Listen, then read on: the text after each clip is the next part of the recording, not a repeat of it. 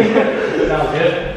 What's up, guys? This is my friend Connor here. I don't know if you've probably seen him. You would have seen him last year in the 5R that I rented. There's a video. What is it, like 4 driveways in 3 minutes? Yeah, I think it might have even been. Is it more than that? I want to say it was like 6 or 7. It could have been, yeah. Yeah, it was a bit. It was a bit. But anyways, he's the guy that rips in the 5R, and he kind of runs things here in Stratford for me as a subcontractor. And there's a secret I've been keeping from you, that all season this year we've had a red tractor in the fleet. And I haven't showed it on camera at all. Not that it was a super ugly tractor or anything like that. It's just that well, she didn't match. So didn't really want to show you that. However, it's out of the bag now because we got a new tractor, which I will show you very shortly. Connor bought a brand new machine, and I think it should be awesome. So we'll go into detail on that a little bit shortly. What we want to talk to you about today is just kind of going through the story of the issues that he had with that thing. It was a bit of a cursed machine in a lot of ways. So why don't you tell us what? Well, I'm trying to think. When was the first? We looked at that tractor last winter. Yeah, I think I purchased it. It would have been March 3rd or something. I had purchased it. We looked at it about 2 weeks before. Looked like a great machine. Other than it was red, but it worked with the bank account at the time because I was trying to start my business. So Nick was nice enough to deal with a red tractor and just keep it hush hush.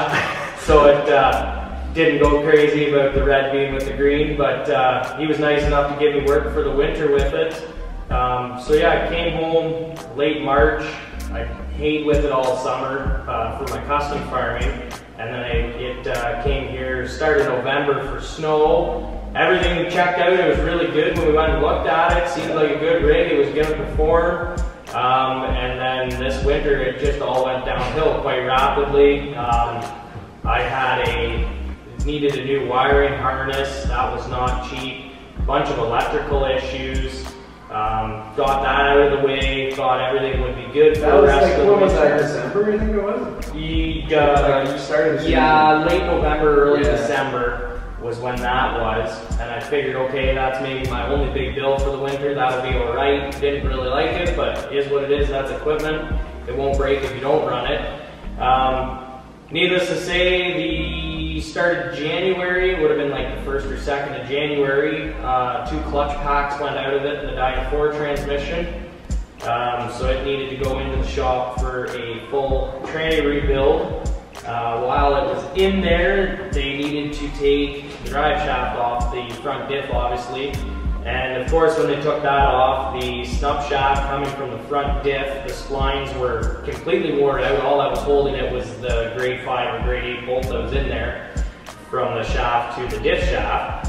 So needless to say, with Massey, they're not a bad machine, I wouldn't say, but they are cheaper in their ways because for them, you can't just replace that $300 shaft. You need to pretty much buy a whole new front diff. I could have pressed the shaft out and got the splines welded back on and re-hardened it. But then too, when you put it back in, all the bearings in the diff and everything is torqued to new bearing spec and everything, new gear spec. So pretty much you almost need to replace the whole thing. Too big of a job for myself. I'm slowly learning the mechanical aspects of equipment, and like there is a lot to know, and I just couldn't afford the labor on the bill. But that would have been another $7 grand almost. The worst part too about the clutch packs is like they would have been fine. It was just a little something with return springs, and the Dyna 4s use a specific beveled washer in their transmissions. So a couple of those broke and pretty much just grenaded everything internally. So I would not recommend a Massey Dyna 4 for residential snow. What was it that they all replaced it? 2 whole clutch packs. Right. And they had to split the whole thing open. Yeah, so you pretty much got to split the tractor right in half. Luckily with the Masseys, the transmission is under the cab. Or no, it's in front of the cab, sorry, so you don't actually need to pull the whole cab off either. You can just split it in half and get it out. But then, since it is a snow tractor, you're going to have a little bit of corrosion or rust and whatever on it. So needless to say, all your steel braided lines and all your fittings, everything that you put a wrench on that needs to get loosened just breaks because it's so rusty. It doesn't matter how hard or how hot you heat it up. So unfortunately, the split took twice as long as it should have. And then, yeah, when then they get the tranny out of it, look into the tranny, and there's obviously a lot of damage in there, so that had to get redone.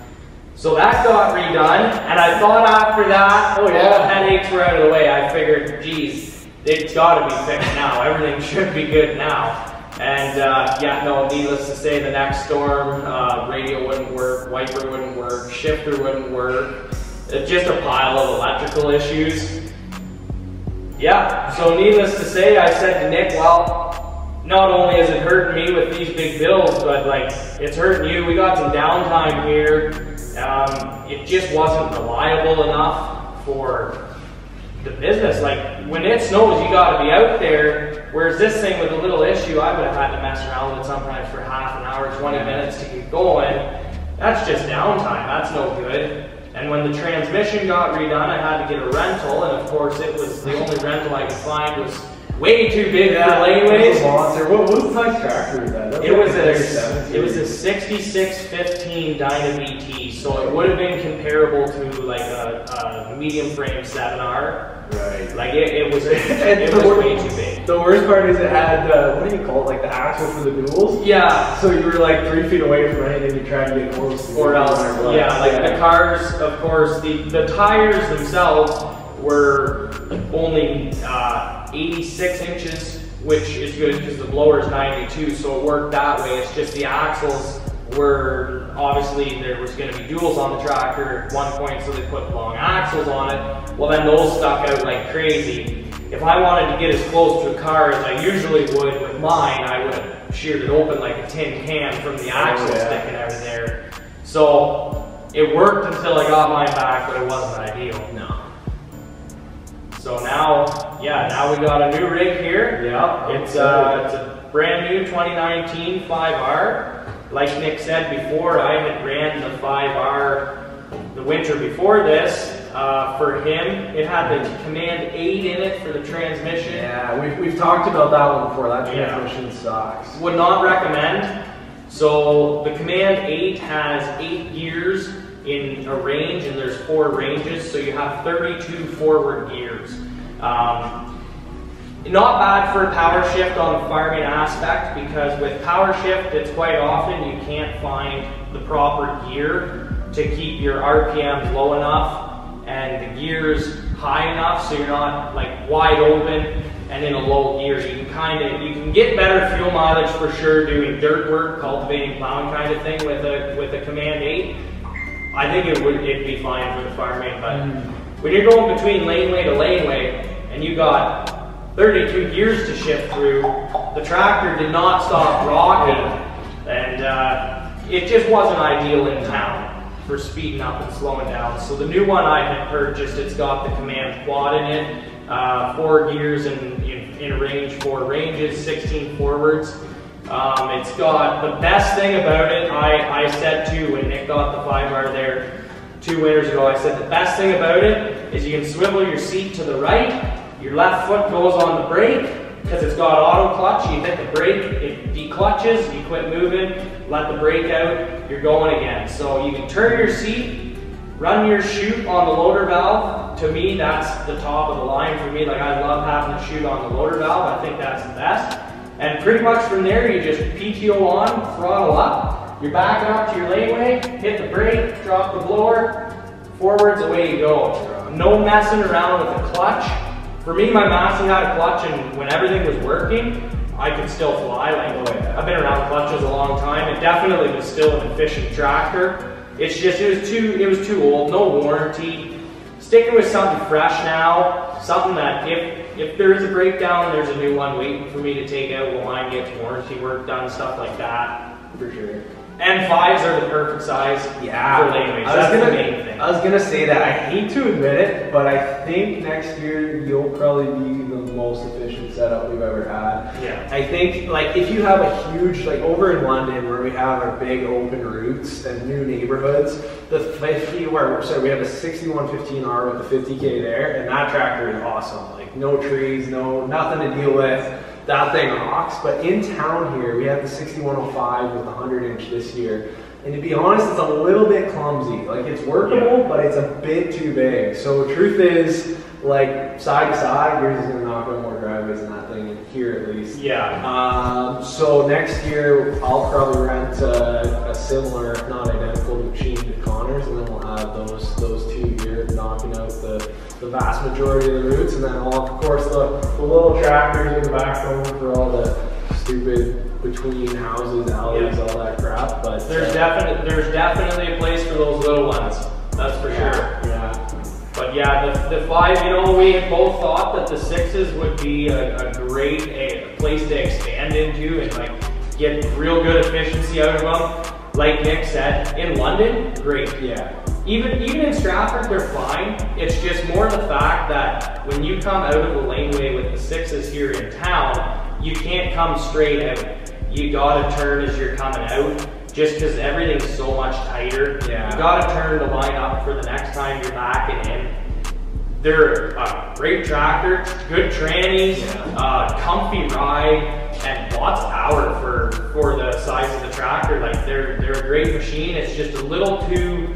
It doesn't matter who you have operating it; they're just too clumsy. Yeah. For the tight areas that we're moving snow in. For sure.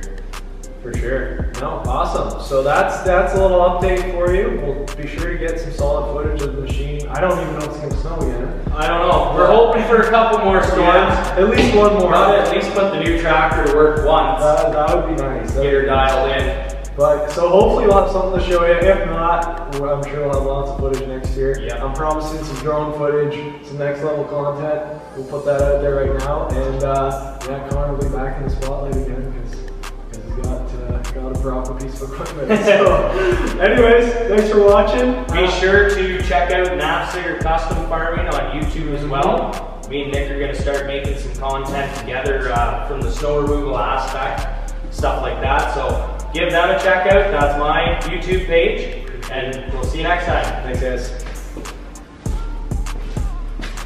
That was mid.